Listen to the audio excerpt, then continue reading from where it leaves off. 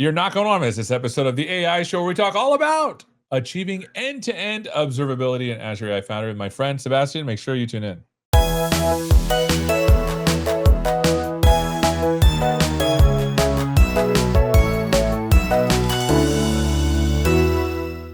Hello, welcome to this episode of the AI Show. We're talking all about achieving end-to-end observability in Azure AI Foundry with my friend Sebastian. Sebastian, how you doing, my friend? Doing great. Excited to be here. Fantastic. So tell us who you are and what you do. I'm Sebastian. I work on Foundry Observability and looking forward to share all of the exciting capabilities that we have made available in the Foundry. Yeah, and one of the things about AI, particularly with agents, is they feel a little fuzzy. And as devs, I kind of want to know what's happening and how I can make things better. Do you have something to show us to get this going? Yeah, that's what observability is all about. Observability gives you a view into what's happening with your agent or with your AI application. I'll walk you through that end to end in a second. All right, let's do it. Awesome. All right. So what you see here is the model catalog. So the first place to get started with observability is our model leaderboard. And here, what I can do is I can select the best model for my agent or my AI application. I'll just quickly show what this looks like. I can browse the leaderboard. I can look across a bunch of different dimensions, including quality, safety, and cost. In this case, I like what I'm seeing with 404 Mini. So I think I'm going to proceed with 04 Mini, which I've already deployed. Yeah, I've already chosen my model. I'm going to go ahead and start creating my agent. In this case, I've already created the agent in the interest of time. What this agent does is it answers question about Contoso Outdoors, which is an outdoor equipment company. I've connected our product catalog as knowledge in the sample store. So in this case, all of the files contain all of the product details for the products that we sell. I have selected my 4.0 mini deployment. I've given the agent some instructions, and we're ready to get started. So what I want to do here is showcase how I can use observability out of the box to get going to understand the performance, the quality and safety of my agents. I'm going to select all of the metrics that we make available. So we have a set of quality and safety metrics, and I'm going to test out the agent. So I want the agent to tell me about the tents that Contoso Outdoors sells because I just went camping. And this is cool because this is going to take a second. I had no idea that those features were there. Can you go to that drop down again and maybe Sure. tell us, Yeah. give us a couple of beats on what each of these things may mean? Yeah.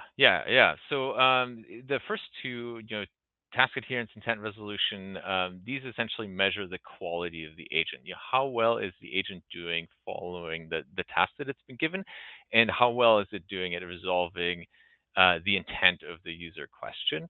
And then the other three about the general quality of the response. So there's how coherent is the response, how fluent is it, and how relevant is it? So about tone and content effectively. And then the risk and safety metrics, these provide essentially protection and give you the ability to measure whether or not the agent is doing anything that it's not supposed to be doing. So it gives you really good insights. Now that this has run, so I see the agent responded. It gave me a couple of tents in the product catalog. These look great. At the bottom, what I can see some metrics, but I can also see the output scores for AI quality and risk. Good news is there's no safety risk, which is awesome to see. Nice. And then in terms of quality, this is also looking great because these products are in our catalog. I can drill in a little bit more by clicking on thread logs. And here I can see the input and output for this run, and I can see the evaluation and the associated explanations. The explanations are really powerful because they tell you why the score was picked. So if you want to root cause and understand what's going on, this is your place to go. This is really cool. And by the way, before you close that, are these like judge based evals, or because how does it know to score it this way? Yeah, these are judge-based evals, and the judge is giving you an explanation, which is part of what makes this so powerful. So if you can see here that, hey, it did, overall it did a great job because the the information was available to the agent. The response was logical. So this this gives me the peace of mind that I need to be able to move forward. That's cool. Awesome. Okay, so now we're going to take it take it to the next level. So we're going to Right. move forward by adding another knowledge source. So I've created a new candidate, and I want to compare this new candidate to the original agent that we built. As I proceed, with rolling this out. The new candidate has a small update. It includes Bing grounding. So one thing that we're going to do is we're also going to bring in customer reviews from the web so that we have richer product information that we return to our customers when they're curious to learn more about our products. So again, I'm going to try this out. I'm just going to pre-select all of the evaluators. And this time I'm going to ask the agent to tell me about your kayaks because that's another activity that I really enjoy doing in the summer. That's delightful. And so now what it's doing is it's going to use. Oh, okay. There's the answer. It's pretty quick. Holy cow. Yeah, and there's no information about kayaks in the catalog, which makes sense because Contours Outdoors doesn't sell any kayaks. So in this case, I only selected two values, which is fine. So task adherence, intent resolution. For this example, these will give us enough information. And one interesting thing that's seen in the explanation is that the agent responded accordingly. There are no kayaks in the catalog, but the agent didn't do a good job sort of addressing the user's questions. So I think this is um, could have suggested some alternatives or could have provided some other helpful information. So this is useful for me. I can go and figure out how I can improve my agent from here. But this doesn't work at scale, right? I've completed one run. So how do I proceed evaluating my agent at scale?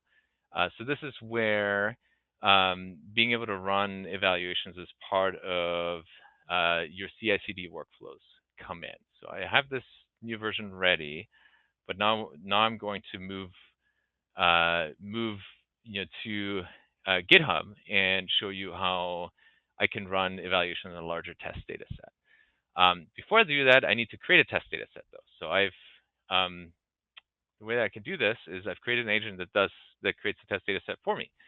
I have some instructions. I put in the JSON format that it needs to be in, and I'm going to ask the agent to create a test data set with 50 user queries about the attached product catalog. Please include products that are not listed. Please include similar products that are not included in the catalog. So we'd like to get some diversity here. So that's what I'm going to do. We also provide a simulator. So if you look at our documentation, you can use a simulator as well. But this is a kind of a fun way to create an agent to do something that would be quite a bit of effort. So now I have my test data set, and I can copy this over pretty easily as I transition to working in code. How cool is this? Because I was like, oh wow, we want to test this across. Well, we're gonna have to have some user testing to do this, and but you're just like, hey, if you're just getting started, Yeah. why not also generate a test data set to start, and then later on, when this thing is production, you can start to see actual stuff coming in as Yeah. well. Yeah, that's right. So this is this is pretty awesome. This is a great way to get going and save you some time. Okay, so I'm going to take this. I'm going to copy this over, and I'm going to show you what we do next. So I've deployed the agent. It's in production. Now I want to compare the new one to the old one or to the original one. The way that I can do this is by running a GitHub action. So we have a GitHub action that we publish to the GitHub marketplace that you can use to run evaluation as part of your CI workflow. So the way this works is if you commit a change or if you have any other sort of rule set up, you can automatically run an evaluation on the test data set.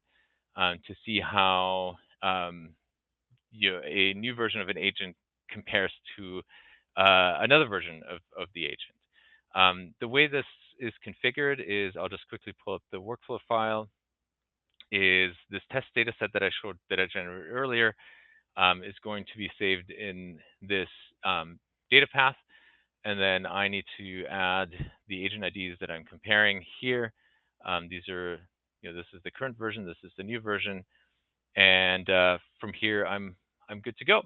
So what I do next is I click on Run Workflow. This is going to take a while, so I'm not going to do this. I'm just going to pull up an example of an existing run, and this is what it looks like. We show you V1, V2 with Bing Search, and then we give you all of the evaluation scores. And you can see here, task adherence is a lot worse with Bing Search for some reason. So I need to drill into this, and this could be because we're bringing in another knowledge source, and it's something that we need to. There's some issues that we need to address in the system prompt to improve this. I can also click in here to view the results in the Azure AI Foundry. So this is a really nice way to continuously, repeatedly run an evaluation whenever you're making a change. This is cool. Can we go back to the Yeah, YAML workflow file? sure. Because Yeah, yeah. so if we scroll down, there's those agent IDs. How many can you put in there, and where do those agent IDs come from? You can compare as many as you want. Oh, So obviously it's going to take a lot longer yeah, if of you have course. a lot of agent IDs. The agent IDs themselves, they come from here. So this is going to Oh, be your okay. agent ID. Yes. Yep. So it's literally like if you want to set this up, you can have an agent make a data set. You can Yep. have put that data set into your checked in files, which is nice because then it's part of your repo, right? And then in your workflow, you just put the agent IDs you want to test and compare against one another. And you may have multiple workflows depending on the particular product area, because you might have agents for each product area. You're able to run all of those on a timer, on a trigger, on a whatever, because it's now just GitHub Actions. Yes. Am I getting this right? Exactly. Yes. Yes. Yeah, Yeah. this is awesome. Yeah. So this scales really well. So this gives you the the safety, or sort of the the validation that you need so that you can confidently deploy. But then once you go to production, we also provide monitoring capability in the Azure AI Foundry. So the other thing that can happen over time is you could see drift in your evaluation metrics, or you also want to monitor sort of general operational metrics, including token usage, latency, error rate, etc. So this dashboard that we have in the Azure AI Foundry enables you to do just that. We have operational metrics at the top. We have evaluation metrics available.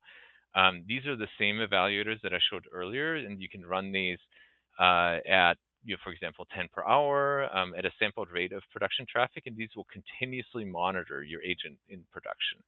So this is a really nice way to keep track of how the system is performing once it's been deployed.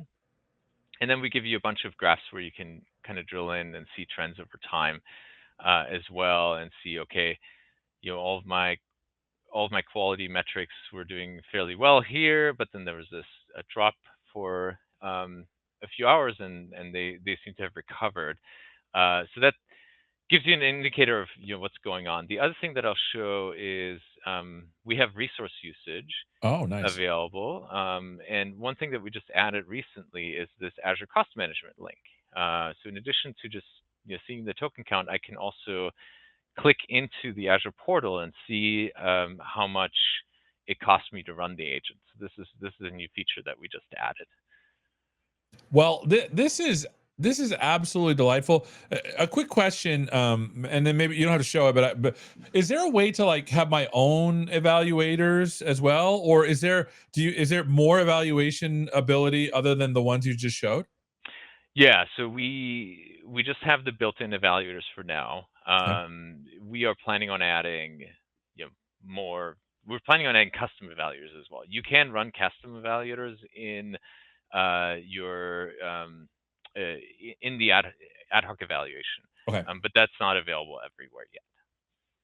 I mean, all I know is like, because if you can go to evaluation, I think Yeah. there's a little there's a list of all the evaluators that are available. If you go to evaluator library Yeah. at the top, because I remember seeing more than just those 5. Yeah, there are more, but not all of them are available for monitoring Got just it. yet. It's something Okay. that we're working on. Yeah, yeah, But you know what? The fact that I can actually make this happen in my code, in my repo, is absolutely amazing. This is really cool stuff, my friend. Where can people go to find out more? yeah. We have a blog post. We have documentation. There's a lot of info out there, and we're excited to have everybody use this. Observability is key. You need Yeah, observability. Yeah, absolutely. yeah, Like I was doing I did a demo recently where I showed that like task adherence was bad, and like the guy that was with me who was I was doing was like, hey, we need to look at this number, and the fact that we can have an objective number to look at to know if these things are working or not is absolutely amazing to me.